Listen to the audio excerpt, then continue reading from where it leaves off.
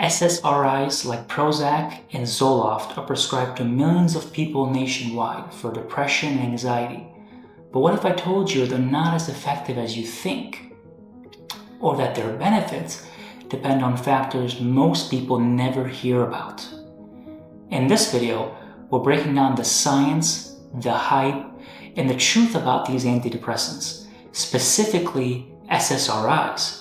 By the end, you'll have a clear understanding of what these medications really do, how they work, and how they're most effective.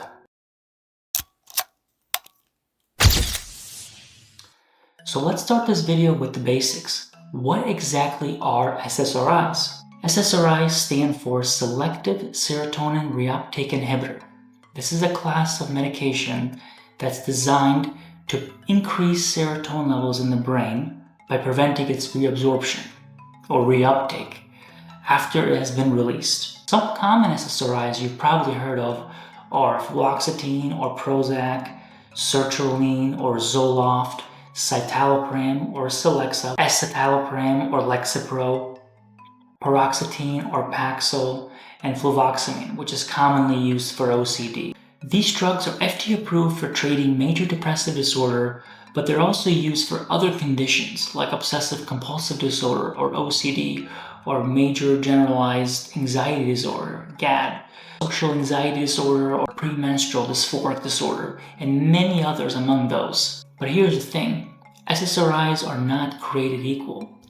While they share the same mechanism, they can feel very different in practice depending on their stimulating or sedating properties, side effect profiles, and even how long they stay in your system. For example, fluoxetine or Prozac is one of the most stimulating SSRIs there is. It's great for patients with low energy or atypical depression. There's also sertraline. That's more of a balanced SSRI. It's slightly activating, generally well tolerated, but can cause some initial GI upset. Then there's also citalopram, which I mentioned before, or Celexa. It's more of a neutral, has some sedating properties, but comes with other side effects. There's also Lexapro or escitalopram, which is considered the cleanest SSRI option with minimal drug interactions. It's sort of a go-to for anxiety and first-time SSRI users. Another key difference between these SSRIs is how long these medications stay in your system. So as I mentioned before, fluoxetine has a very long half-life, as in it takes the body a very long time to clear half of the medication. It sort of lingers around in the body. And what that means is you could really extend the dosing interval. So theoretically, you could actually dose Prozac once a week. You wouldn't even have to dose it on a daily basis.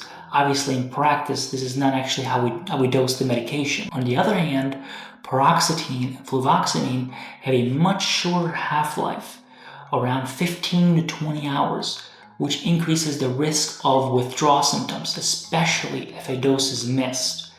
Then there's sertraline and escitalopram, which is Lexapro.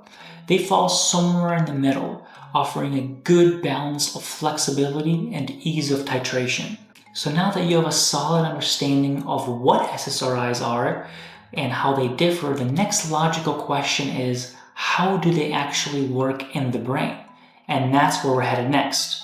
To understand how SSRIs actually work in the brain, we first need to take a quick step back and take a look at how neurons communicate in general. So neurons are the basic building blocks of the nervous system.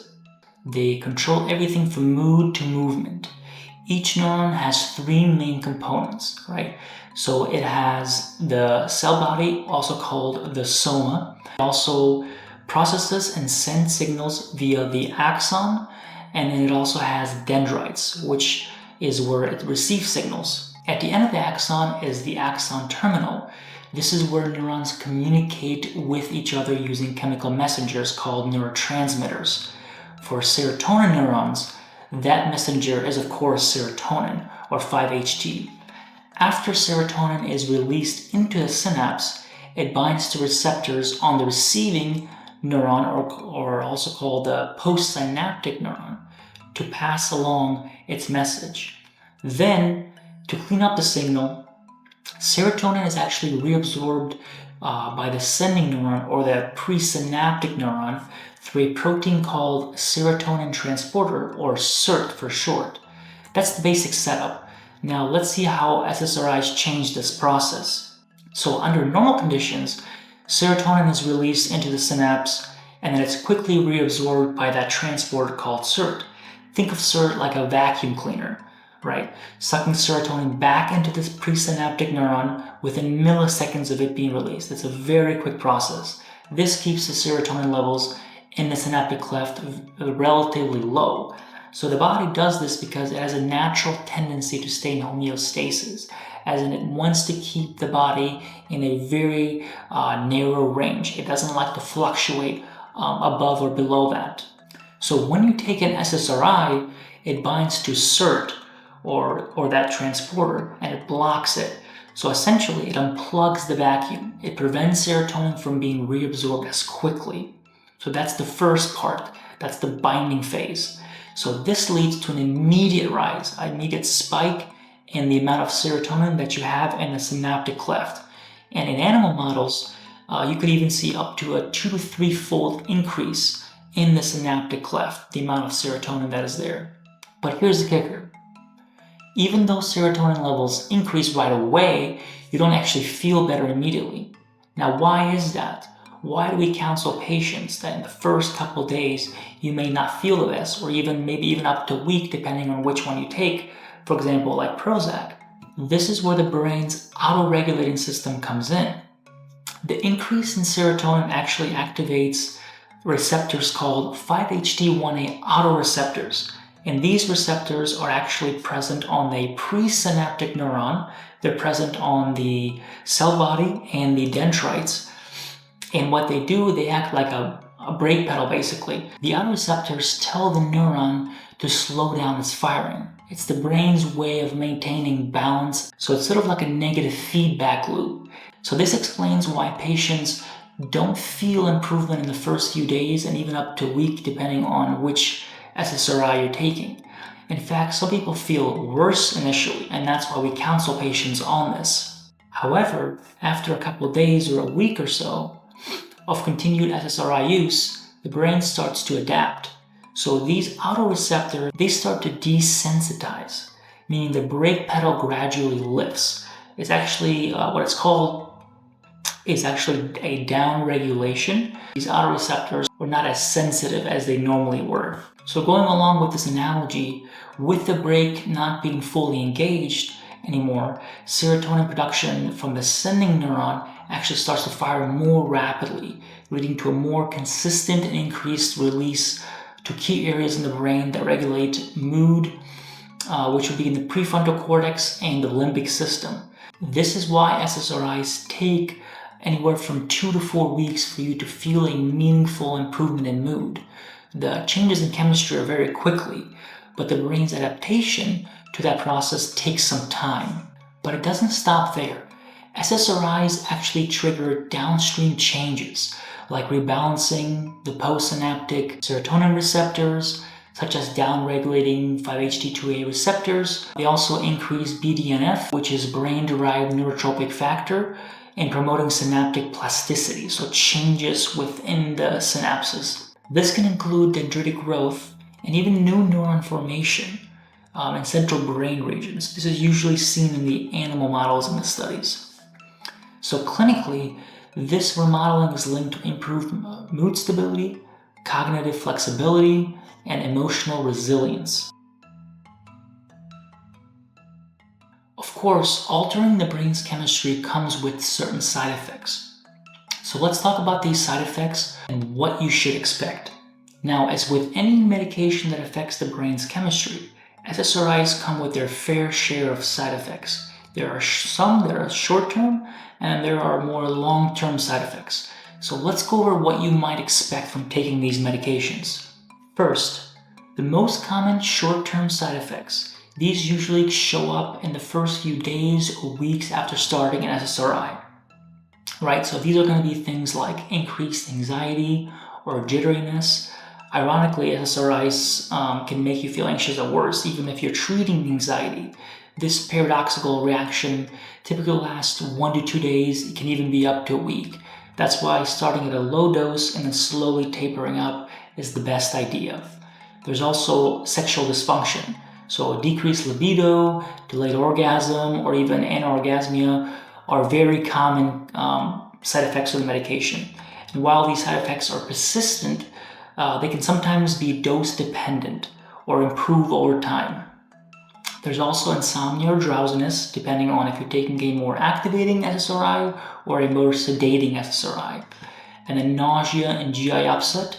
And this is probably the most common early side effect. And this is because 90% of your body's serotonin is actually in your gut. It's not in your brain. The good news is that nausea and GI upset typically tends to improve after that initial about 1 to 2 week titration period. Now let's talk about some of the potential long-term side effects of taking these medications. Things like weight gain. So weight gain can be a common side effect, especially with the more sedating SSRIs like fluvoxamine or paroxetine. It's likely a combination of increased appetite and some metabolic changes as well. There is emotional blunting, so some patients may describe feeling sort of numb or flat, or just less sad or less joyful. This emotional flattening can be frustrating to some patients. There's also persistent sexual dysfunction. So that's a subset of patients that experience sexual side effects that can be persistent and long-term. And then there's also apathy syndrome, a less talked about side effect with these medications, sort of a subtle motivational blunting. Feels like you should care more about something, but in reality you don't really care that much. And this is sometimes called SSRI-induced apathy. Another thing to be aware of with SSRIs is withdrawal syndrome. Now this is a bit different from habit forming or addiction, but it can feel unpleasant if you stop abruptly. This is more common with the SSRIs that have a shorter half-life, like the paroxetine or fluvoxamine, so missing a dose, you would absolutely feel the effects of that. Sometimes it can include dizziness, it can include brain zaps, irritability, flu-like symptoms. The key is tapering slow under medical supervision to minimize these withdrawal effects. So while SSRIs can be incredibly helpful, they're not without their downsides. And that brings us to the next big question. Do SSRIs actually work? So before we answer the question, do SSRIs actually work for depression, we need to answer the question, what exactly is depression? So according to the DSM-5, depression is diagnosed when a person has at least 5 out of the 9 key symptoms, including persistent low mood, loss of interest, fatigue, sleep, appetite changes, feelings of worthlessness, difficulty concentrating, or suicidal thoughts, lasting for at least 2 weeks and significantly impairing your daily life. We also assess severity, so categorizing depression as mild, moderate, or severe depending on how disruptive it is to one's life. This matters because the effectiveness of SSRIs varies depending on how severe the depression actually is. So do SSRIs actually work? Well, there's been a lot of debate on this topic. So let's take a look at what some of the biggest and most well-respected studies show. One of the most studies cited is a 2008 meta-analysis by Kirsch, which analyzed unpublished FDA data. The results were actually surprising. SSRIs showed minimal benefit over placebo in mild to moderate depression. However, they did show a meaningful benefit in people with severe depression. So what's the takeaway? So SSRIs might not outperform placebo in mild depression, but they may have some value in moderate to severe depression. Fast forward 2018, let's look at Cipriani and colleagues, which published a huge meta-analysis looking at 21 different antidepressants across 522 randomized controlled trials. They confirmed that SSRIs were more effective than placebo with a small to moderate effect size. The drugs like fluoxetine, sertraline, and escitalopram consistently outperformed placebo. This supports that SSRIs actually do work, particularly in moderate to severe depression. And thirdly, the STAR-D trial. So the STAR-D trial is another landmark study. This one focused on real-world treatment. It found about 1/3 of patients achieved remission with the first SSRI they tried, specifically citalopram in this case. However, each successive treatment had lower success rates. So after looking at these major studies, what can we conclude? Well, one thing we can say for certain is that severity matters when it comes to SSRI effectiveness. In mild cases, placebo response rates were surprisingly high. For many interventions, like psychotherapy, exercise, and lifestyle changes, might be just as effective as taking an SSRI, or maybe even better as a first-line treatment. Now, when it comes to moderate to severe depression, SSRIs consistently showed a clear clinical benefit, improving mood, energy, and overall function compared to placebo. This is why they're often considered first-line therapy in these types of cases. But here's an important point. SSRIs are rarely the complete solution on their own. They work best as a part of a larger treatment or comprehensive plan. So things like psychotherapy, so cognitive behavioral therapy, lifestyle modification, so diet and exercise, addressing underlying stressors, and maybe even some sort of combination approach. So do SSRIs work? The answer is yes, but with nuance. They're tools, they're not magic pills. Their benefits are pronounced more in moderate to severe cases of depression, but they work best when combined with things like psychotherapy, healthy lifestyle habits, and a personalized treatment plan from your provider. The ultimate goal is to suppress symptoms temporarily, but it's to support long-term recovery, resilience, and well-being. So if you're starting or planning to start an SSRI, you should sit down with your provider and ask them what is the bigger picture. You deserve more than just a magic pill. Thank you for sticking around until the end of this video. If you found this video helpful, please like and subscribe. That would really help the channel. I try to make these videos breaking down medications in as much plain English as I can, and that was so you can have a smarter conversation with your provider.